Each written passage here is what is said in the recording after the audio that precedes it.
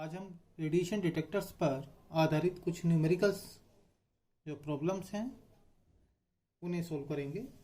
पहली numerical problem 3 MeV ऊर्जा के 20 अल्फा पार्टिकल्स पर सेकंड एक आयनन कक्ष में प्रवेश करते हैं।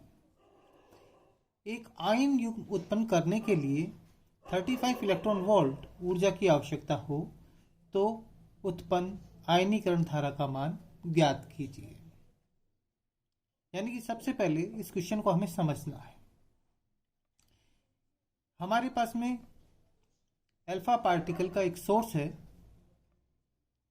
जो कि 3 MeV ऊर्जा के अल्फा पार्टिकल्स को उत्सर्जित कर रहा है। ये 3 MeV ऊर्जा के अल्फा पार्टिकल्स एक आयनन कक्ष में 20 अल्फा पार्टिकल्स पर सेकंड की दर से आयनन कक्ष में प्रवेश करते हैं। तो इन अल्फा पार्टिकल्स के कारण आयनन कक्ष में उपस्थित जो गैस है उसका डिस्चार्ज होगा और उसके डिस्चार्ज से उसमें आयन युग्म उत्पन्न होंगे। यदि एक आयन युग्म उत्पन्न करने के लिए 35 इलेक्ट्रॉन वोल्ट की ऊर्जा की आवश्यकता पड़ती है तो ऐसी स्थिति में जब 20 अल्फा पार्टिकल्स पर सेकंड की दर से 3 MeV ऊर्जा के अल्फा पार्टिकल्स इस आयनन कक्ष में प्रवेश कर रहे हैं तो हमें आयनीकरण धारा का मान ज्ञात करना है। 20 alpha particles of energy 3 MeV each enter in an ionization chamber per second. If the energy required to produce an ion pair is 35 electron volt, then calculate the ionization current. यानी क्या दिया है क्वेश्चन में कि number of alpha particles जो पर second आयनन कक्ष में प्रवेश कर रहे हैं उनको कैपिटल N से यदि हम डिफाइन करें तो उनकी वैल्यू है 20। ये 20 अल्फा पार्टिकल्स प्रति सेकंड जब आयनन कक्ष में प्रवेश कर रहे हैं तो आयनन कक्ष को अल्फा कणों द्वारा दी गई ऊर्जा प्रति सेकंड कितनी होगी? एक अल्फा पार्टिकल 3 MeV ऊर्जा के बराबर का है। तो 20 अल्फा पार्टिकल जब आयनन कक्ष में प्रवेश करेंगे तो प्रति सेकंड आयनन कक्ष को ऊर्जा का मान जो होगा 20 × 3 MeV दैट इज 60 MeV के बराबर। अतः आयनकारी अल्फा कणों द्वारा उत्पन्न आयन युग्मों की संख्या प्रति सेकंड कितनी होगी? N = E divided by 35। यहाँ 35 क्या है? एक आयन युग्म उत्पन्न करने के लिए आवश्यक ऊर्जा का मान है। नेट एनर्जी कितनी है आयनन कक्ष के अंदर जो अल्फा पार्टिकल्स के द्वारा दी गई है? 60 MeV के बराबर है। एक आयन युग्म को उत्पन्न होने के लिए कितनी एनर्जी चाहिए? 35 इलेक्ट्रॉन वोल्ट के बराबर। तो उत्पन्न आयन युग्मों की संख्या प्रति सेकंड कितनी होगी? Capital E divided by 35 that is 60 × 10⁶ electron volt divided by 35 electron volt और दैट बिकम्स 12 डिवाइडेड बाय 7 × 10⁶। यानी कि इन अल्फा पार्टिकल्स के द्वारा प्रति सेकंड इतने आयन युग्म उत्पन्न हुए। अब ये जो आयन युग्म है ये क्या करेंगे? इलेक्ट्रॉनों को आवेश प्रदान करेंगे। तो प्रति सेकंड इलेक्ट्रॉनों को दिया गया आवेश कितना होगा? N × E के बराबर होगा that is equal to 12/7 10⁶ into E की वैल्यू 1.6 × 10⁻19 सब्स्टिट्यूट कर दें तो that is equal to coulomb.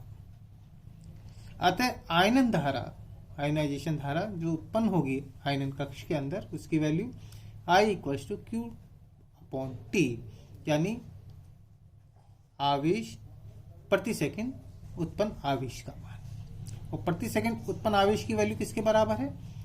12/7 × 10⁶ into 1.6 × 10⁻19 that is equal to 2.74 × 10⁻13 ampere. तो इस प्रकार से हम आयनीकरण धारा का मान ज्ञात कर सकते हैं। नेक्स्ट न्यूमेरिकल, एक अल्फा कणों का बिंदु स्रोत। अल्फा कणों का बिंदु स्रोत क्या है हमारे यहां पर? पोलोनियम 210 नाभिक। ये अल्फा कणों का बिंदु स्रोत जीएम ट्यूब के सामने 10 सेंटीमीटर की दूरी पर रखा गया है। यानी जीएम ट्यूब से अल्फा कणों का जो सोर्स है उसके बीच की दूरी कितनी है, 10 सेंटीमीटर है। यदि जीएम ट्यूब के प्रवेश द्वार का क्षेत्रफल 5 स्क्वायर सेंटीमीटर है तो जीएम ट्यूब से जुड़ा गणित्र 5 × 10⁴ काउंट्स पर मिनट दर्शाता है। स्रोत के अंदर विघटन संख्या प्रति सेकंड ज्ञात करें। A point source of a particle polonium of alpha particle polonium 210 is mounted 10 cm in front of GM tube whose enter gate area is 5 square centimeter. The counter linked to the GM tube records 5.4 × 10⁴ counts per minute. Calculate number of disintegration per second within the source. आइए इसको solve करते हैं। यानी कि ये हमारे पास में एक जीएम ट्यूब है और इससे एक काउंटर हमने कनेक्ट किया हुआ है। इसका जो ये वाला एरिया आपको दिया है, ये एरिया है 5 सेंटीमीटर स्क्वायर का और यहां जीएम ट्यूब से 10 सेंटीमीटर पर यहां पर अल्फा सोर्स रखा हुआ है। तो जीएम ट्यूब द्वारा स्रोत पर बनाया गया ठोस कोण यानी सॉलिड एंगल डी ओमेगा, इसकी वैल्यू किसके बराबर होगी, ds divided by r square. ds की value 5 square centimetre, r is the 10 centimetre, 5/10 square that is equal to 1/20। अब चूंकि स्रोत से निर्गत अल्फा कणों की संख्या प्रति सेकंड प्रति ठोस एंगल ठोस कोण कितनी होती है, n/4 के बराबर। अतः गणित के प्रवेश द्वार पर आपतित अल्फा कणों की संख्या प्रति सेकंड कितनी होगी, n/4 इंटू डी ओमेगा के बराबर। n/4 डी ओमेगा की वैल्यू 1/20 यहां से हम सब्स्टिट्यूट कर देंगे। और क्वेश्चन में क्या दिया हुआ है हमें, जीएम ट्यूब से जुड़ा गणित्र 5 × 10⁴ काउंट्स पर मिनट दर्शाता है। यानी कि स्रोत के अंदर ये जो काउंट्स जो यहाँ 5 × 10⁴ काउंट्स पर मिनट जो काउंटर आपको डिस्प्ले कर रहा है वो एक्चुअल में किस चीज को कर रहा है कि पोलोनियम 210 न्यूक्लियस से अल्फा पार्टिकल जब डिसइंटीग्रेट हो रहे हैं उनकी संख्या को व्यक्त कर रहा है पर मिनट। तो ये गणित के प्रवेश द्वार पर आपतित अल्फा कणों की संख्या प्रति सेकंड जो आपने थ्योरेटिकल निकाली है अभी n/4 इंटू डी ओमेगा और दैट इज n/4 इंटू 1/20, ये किसके बराबर है, 5 × 10⁴ काउंट्स पर मिनट के बराबर। इसको काउंट्स पर सेकंड्स में कन्वर्ट करने के लिए हम क्या करते हैं, 5 × 10⁴ और मिनट को सेकंड्स में कन्वर्ट करने के लिए 60 यहां पर लिख दिया है और काउंट्स पर सेकंड्स आ गए। अब इस पार्ट को आपको सोल्व करना है और सोल्व करके n की वैल्यू कैलकुलेट करनी है।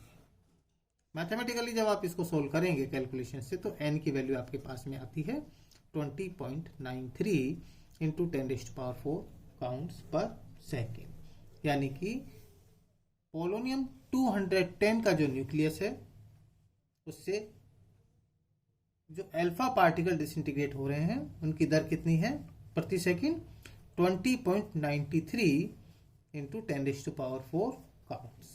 तो इस तरीके से हम रेडिएशन डिटेक्टर्स पर आधारित जो न्यूमेरिकल्स हैं उनको सॉल्व करते हैं। Thank you.